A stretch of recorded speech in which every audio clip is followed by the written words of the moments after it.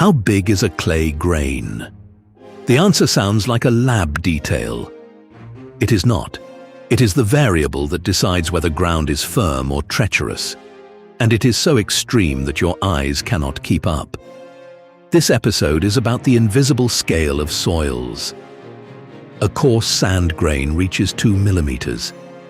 If it gets into your shoe, you feel it.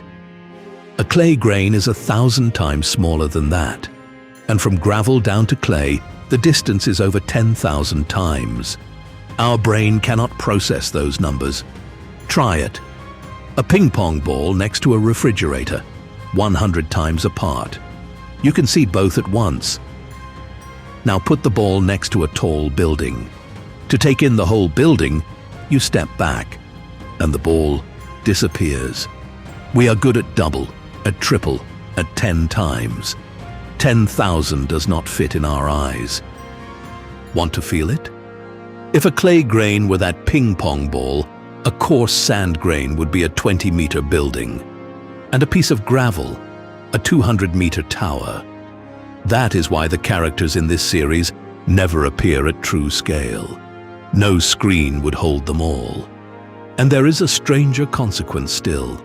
Below a certain size, a grain simply stops obeying gravity. Run your finger along a stick of chalk and turn your hand palm down. The dust does not fall. Gravity is right there, in full, available, and the dust ignores it. Because for gravity to rule, you need mass, and a grain the size of chalk dust has almost none. What it has in excess is surface. Think of an orange. Cut it in half. The mass of each piece dropped by half, but 2 brand new surfaces were born that did not exist before. Cut again. The mass drops again, and more surface is born. Cut 20 times. The little piece left weighs almost nothing and is practically all surface. A clay grain is exactly that. An orange cut too many times.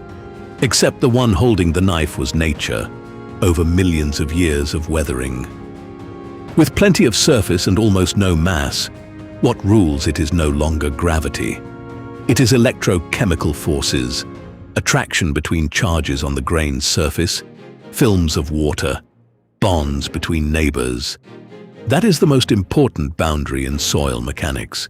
Coarse grains live in the world of gravity. Fine grains live in the world of electrochemistry. 2 worlds, 2 kinds of physics, 2 behaviors. And size is not the only surprise. Shape matters too. A sand grain is nearly a ball.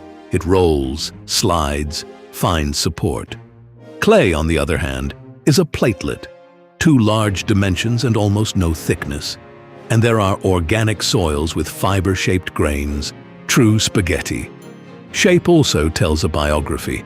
Sand that traveled far arrives rounded and polished from so much rolling. Young sand still has its edges sharp. Size, shape, and mineral. The 3 together define behavior. To sum up this episode, the scale of grains goes beyond what the eye can reach. Below the finest sieve, electrochemistry takes command. And that is why sand and clay, daughters of the same rock, behave like materials from different planets. And what lives between the grains in either of the 2 worlds? The next episode introduces the villain of all soil mechanics,